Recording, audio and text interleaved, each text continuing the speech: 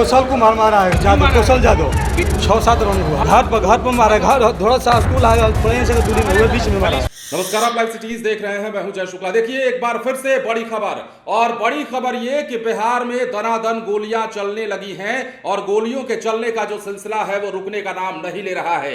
बात अगर बिहार के भोजपुर जिले की करें तो भोजपुर जिला क्राइम कैपिटल बनता जा रहा है।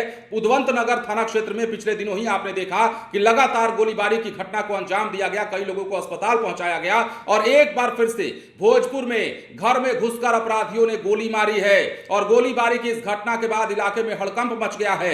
इतना ही नहीं, अपराधियों ने घर में घुसकर गोली मारने के बाद कई राउंड फायरिंग की है और हथियार लहराते हुए ऐसे निकल गए हैं, लगता है कि बिहार में कोई कानून का राज नहीं है और कानून से उन्हें कोई भय तक नहीं है। तो एक बार फिर से आप जान लीजिए, बहुत बड़ी खबर है, बिहार में ताबड़तोड़ गोलियां चलने लगी हैं और घर में घुसकर भी अब अपराधी निशाना बनाने लगे हैं। अगर आप घर में रहते हैं और सोचते हैं कि हम सुरक्षित हैं, किसी से वाद विवाद हो गया है और आपको लगता है कि आप आराम से घर में गेट बंद करके सो जाइएगा, तो यह आपकी गलतफहमी है, क्योंकि यह बिहार है और बिहार में चौखट के भीतर आकर घर में घुसकर भी अपराधी गोली मारने लगे हैं। खबर क्या है वो अब जानिए। दरअसल भोजपुर में शुक्रवार की रात में घर में घुसकर युवक की गोली मारकर हत्या कर दी गई। युवक को अस्पताल ले जाया जा रहा था, लेकिन रास्ते में दम तोड़ा। वारदात को अंजाम देने के बाद बदमाश हथियार लहराते हुए फरार हुए। मृतक चांदी थाना क्षेत्र के रतनपुर बथानी गांव निवासी सुरेंद्र यादव का 28 वर्षीय पुत्र शत्रुघ्न यादव है। वो पेशे से किसान था। शत्रुघ्न घर से कुछ ही दूरी पर टहल रहा था।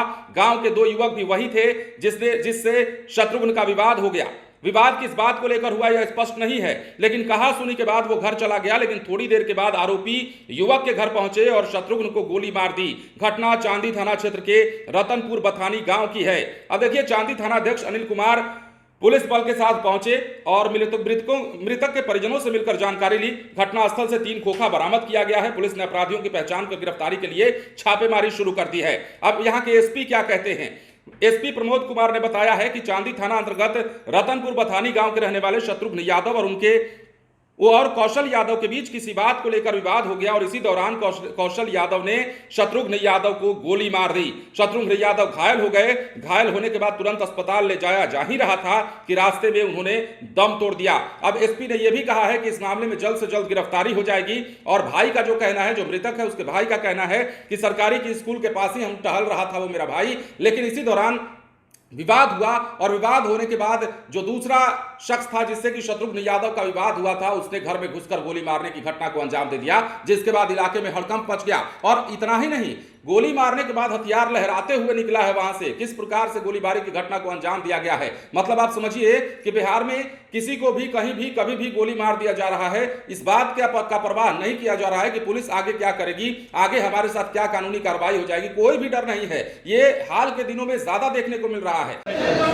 जी, गोली कौन मारा है? गोली कौशल कुमार मारा है, जादव कौशल जादव। किस मारा? पता नहीं किस लिए मारा, बोला बाली हुआ, एक बाइक के गोली मार दिया। किस बात को लेकर बोला बाली हुआ? किस बात को लेकर? यही तो पता नहीं चला। हम लोग तो द्वार पर थे, स्कूल आ गया, स्कूल के पास हुआ था तो हम लोग सुना था, गए जब तो मार दिया था गोली। पहले से कोई विवाद? तो स्कूल थोड़ा ही से दूर में आ गया है। पहले से कोई विवाद है आप लोग का? नहीं, पहले से कोई विवाद नहीं था। गांव के ही रहने वाले हैं? गाँव ही गए कि गाँव के 2 नाम दिया है। कहाँ पर ये घटना हुआ है? रतनपुर गाँव में। रतनपुर जी।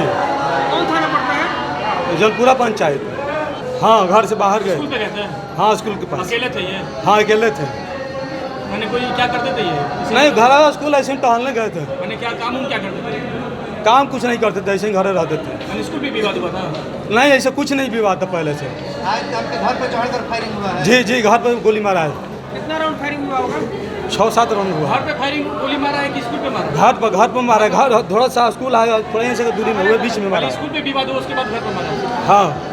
बिहार में जब से लोकसभा चुनाव की सरगर्मी खत्म हुई है, उसके बाद से तो और भी ताबड़तोड़ गोलियां चलने लगी हैं। लोकसभा चुनाव के दौरान भी ये मामला शांत नहीं था। कहीं ना कहीं गाहे बगाहे ऐसी तस्वीरें या ऐसी घटनाएं निकलकर सामने आ जाती थी। कई दफे तो चुनावी रंजिश में ही गोलियां चल गई और सारण इसका सबसे बड़ा उदाहरण रहा, वैशाली इसका सबसे बड़ा उदाहरण रहा। लेकिन बिहार में लोकसभा चुनाव खत्म होने के बाद ऐसा लगा कि अपराधी एकदम जेल से बाहर छूट गए हैं और जेल से बाहर छूटने के बाद जो आजादी फील करता है कोई शख्स, उसी तरह की आजादी गोली मारने को लेकर फील कर रहे हैं। और यही वानगी एक बार फिर से भोजपुर में दिखा है। भोजपुर में जैसा कि हमने आपको कहा, पिछले दिनों खबर बताई थी हमने आपको, लगातार 2 दिनों तक उद्वंत नगर थाना इलाके में गोलीबारी की घटना होती है और इस घटना के बाद पुलिस को चैलेंज दिया जाता है अपराधियों के द्वारा, लेकिन एक बार फिर से भोजपुर में ही गोलीबारी की घटना को अंजाम दिया गया है। एक किसान को घर में घुसकर गोली मारी गई है और गोलीबारी की इस घटना के बाद इलाके में दहशत का माहौल कायम हो गया है। सवाल एक बार फिर से वही है कि क्या पुलिस का खौफ अपराधियों के जहन से खत्म होता दिखाई दे रहा है? क्या पुलिस अपराधियों पर नकेल कसने में नाकामयाब साबित हो रही है? क्या जो असामाजिक तत्व हैं, जो गोलीबारी की घटना को अंजाम दे देते हैं मामूली से विवाद में, छोटी छोटी बात पर गोली मार देते हैं, क्या उन्हें कानून का भय नहीं है? क्या उनके अंदर यह भय नहीं है कि अब कानून हमारे साथ क्या करेगा? ये तमाम सवालात हैं जो आप सभी को के अंदर में चल रहे होंगे। लेकिन फिलहाल बड़ी घटना हुई है, पुलिस ने आश्वासन दिया है, हर बार की तरह एसपी ने इस बार भी कहा है कि गिरफ्तारी कर लेंगे। लगातार छापेमारी की जा रही है और गोलीबारी की घटना को अंजाम देने वाला शख्स जो है फिलहाल फरार बताया जाता है। देखने वाली बात होगी कि मामले में आगे कितनी कार्रवाई होती है और सबसे बड़ी बात यह कि क्राइम कैपिटल बनता जा रहा भोजपुर जिला आखिर शांत कब होगा? उबल रहा है, धधक रहा है यह जिला और इस जिले की पुलिस क्या कर रही है, यह सवाल बना हुआ। बने रहें लाइव सिटीज के साथ। धन्यवाद।